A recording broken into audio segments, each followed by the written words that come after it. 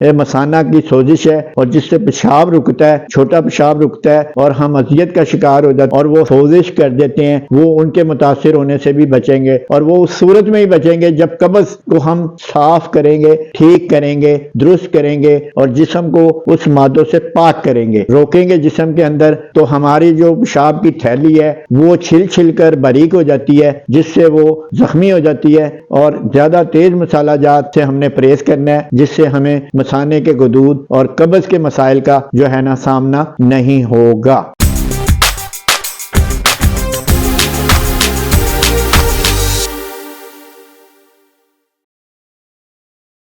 معزز ناظرین، آپ کو شیونجی ٹی وی کا سلام۔ قبض کا ٹاپک چل رہا ہے، بہت اعلیٰ ترین انفارمیشن آپ تک پہنچائی جا رہی ہے، چونکہ قبض ایک خطرناک اور مہلک بیماری ہے۔ کن کن چیزوں میں یہ اثر انداز ہوتی ہے، ہم بڑی ڈیٹیل کے ساتھ آپ کو یہ سب باتیں شیونجی ٹی وی پہ بتا رہے ہیں۔ آج کا ہمارا ٹاپک ہے کہ قبض کی وجہ سے پیشاب کی بیماریاں کیسے ہوتی ہیں، ان کو کنٹرول کیسے کیا جاتا ہے۔ چلتے ہیں بابر محمود صاحب کے پاس۔ شروع اللہ کے نام سے جو بڑا مہربان نہایت رحم فرمانے والا ہے۔ السلام علیکم ورحمۃ اللہ۔ اچھی صحت خوشحال زندگی کی ضمانت ہے موضوع کے ساتھ حاضر ہے، اور آج ایک بار پھر ہمارے مسائل قبض پر چل رہے ہیں۔ قبض کی سیریل چل رہی ہے اور قبض کی وجہ سے ہی تمام بیماریاں شروع ہوتی ہیں اور انتہا کو بھی اسی سے پہنچتی ہیں، اور قبض ہے جہاں بیماریاں ہیں وہاں، اور قبض نہیں ہے تو صحت ہے۔ اور اس کے ساتھ ہم چلیں گے کہ قبض کی وجہ سے جو سب سے زیادہ متاثر ہوتی ہے چیز وہ ہے چھوٹا پیشاب، یعنی پیشاب کی پرابلم جو ہے وہ شروع ہو جاتی ہے، اور وہ قبض سے ہوتی ہے، یعنی کہ مثانے کی اور قبض کا ساتھ جو ہے وہ اکٹھا ہے، ساتھ ساتھ ہے۔ جب ہمارا جو ہے قبض کی وجہ سے جو پخانے کا فاسد مادے ہیں، زہریلے مادے ہیں، اور وہ وہاں پر رک جاتے ہیں اور سوکھ جاتے ہیں اور وہ سوزش کر دیتے ہیں پیشاب کی نالی میں، مثانے کی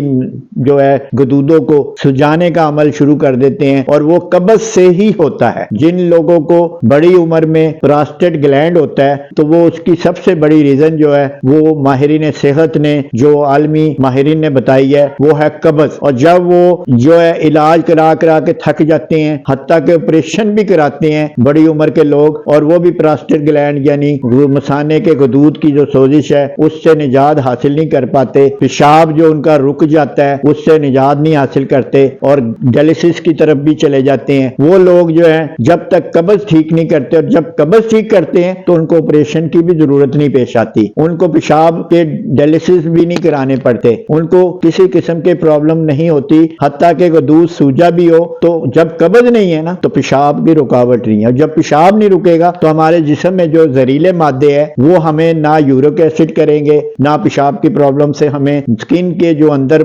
تیزابی مادے آ کر سوکھ جاتے ہیں پسینے کی صورت میں، تو وہ بھی ہمیں سکن کی پرابلم نہیں کریں گے، ہمیں گینگرین کا باعث نہیں بنیں گے، ہم خشکی کا باعث نہیں بنیں گے، ہم الرجی کا باعث نہیں بنیں گے، ہم گلے کی خرابی کا باعث نہیں بنیں گے، ہم سر کے بالوں کے گرنے اور وقت سے پہلے سفید ہونے کی وجہ کا باعث نہیں بنیں گے، ہم دل کی پرابلم اور اس کی گھبراہٹ کا باعث نہیں بنیں گے، کڈنی کی پرابلم جو سب سے زیادہ غدود کا ساتھ جو ہے وہ مثانے کے غدود کے ساتھ کڈنی ہے یعنی ہمارے گردے ہیں، وہ ان کے متاثر ہونے سے بھی بچیں گے، اور وہ اس صورت میں ہی بچیں گے جب قبض کو ہم صاف کریں گے، ٹھیک کریں گے، درست کریں گے اور جسم کو اس مادوں سے پاک کریں گے۔ اور اس کے لیے ہم سب سے پہلے کریں گے وہی باتیں، یعنی کہ صبح جلدی اٹھیں گے جو لوگ تو ان کو قبض میسر نہیں آتی، اسی طرح جو لوگ پیدل چلتے ہیں زیادہ سے زیادہ اور تیل کو پیدل چل کے پگھلاتے ہیں تو وہ ان کو بھی قبض نہیں میسر آتی، اسی طرح جو لوگ لیکوڈ سے ناشتہ کرتے ہیں، پانی، پھل، سبزی، جوسز اور دودھ استعمال کرتے ہیں تو ان کو بھی قبض میسر نہیں آتی، اسی طرح جو لوگ دن میں پانی، پھل، سبزی، جوسز کا استعمال زیادہ کرتے ہیں اور گرم پانی کا استعمال زیادہ کرتے ہیں ان کو بھی قبض میسر نہیں آتی۔ تو قبض میسر نہیں آتی تو مثانے کی پرابلم، مثانے کی بیماریاں، پیشاب کی بیماریاں، پراسٹیٹ گلینڈ کی سوزش جو کہ غدود